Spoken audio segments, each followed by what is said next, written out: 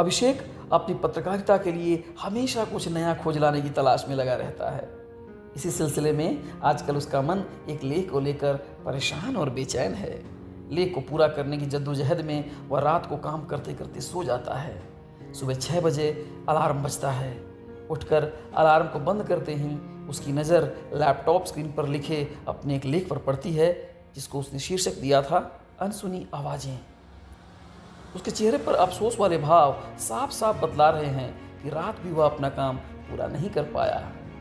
लेख के बारे में ही सोचते सोचते अपने कैबिन से बाहर निकलता है कि तभी उसकी नज़र सामने चल रही टीम मीटिंग पर पड़ती है, जिसमें उसके अखबार की एडिटर सारी टीम को दिन का प्लान समझा रही है।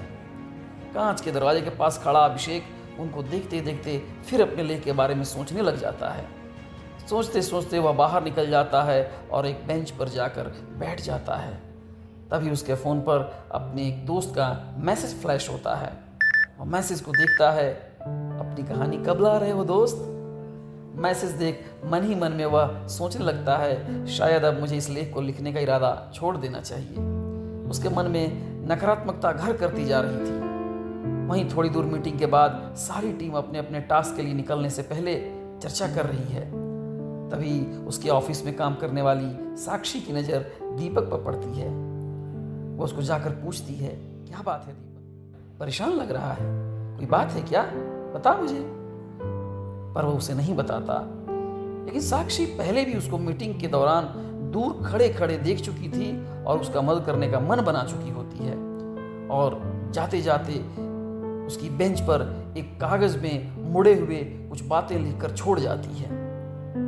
दीपक की नज़र उस मुड़े हुए कागज पर पड़ती है और वो उसको लगता है शायद साक्षी इसको गलती से भूल गई है। उसे खोलकर देखता है।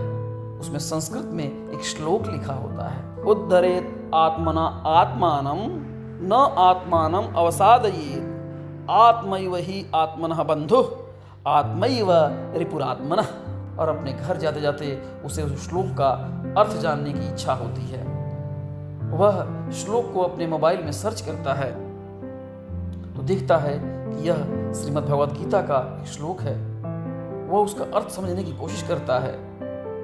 फिर चलते चलते ही वह श्रीमद् भगवद गीता को लेने का मन बनाता है और दुकान से जाकर श्रीमद् भगवद गीता लेकर अपने घर पहुंचता है। घर जाकर वह गीता में से उसी श्लोक को ढूंढता है और उस श्लोक को समझकर उसका अर्थ को समझने की कोशिश करता है।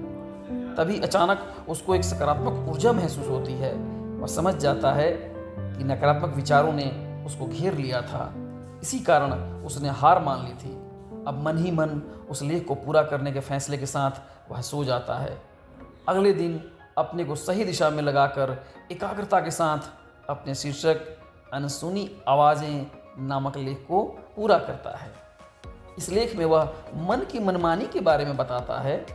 गीता की बातों को साधारण भाषा में लोगों के लिए लिखता है।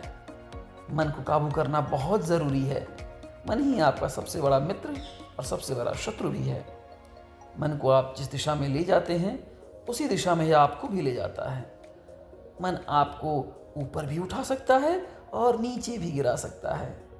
उसके बाद अभिषेक गीता को अपने दिनचर्या का हिस्सा बनाने का फैसला कर लेता है।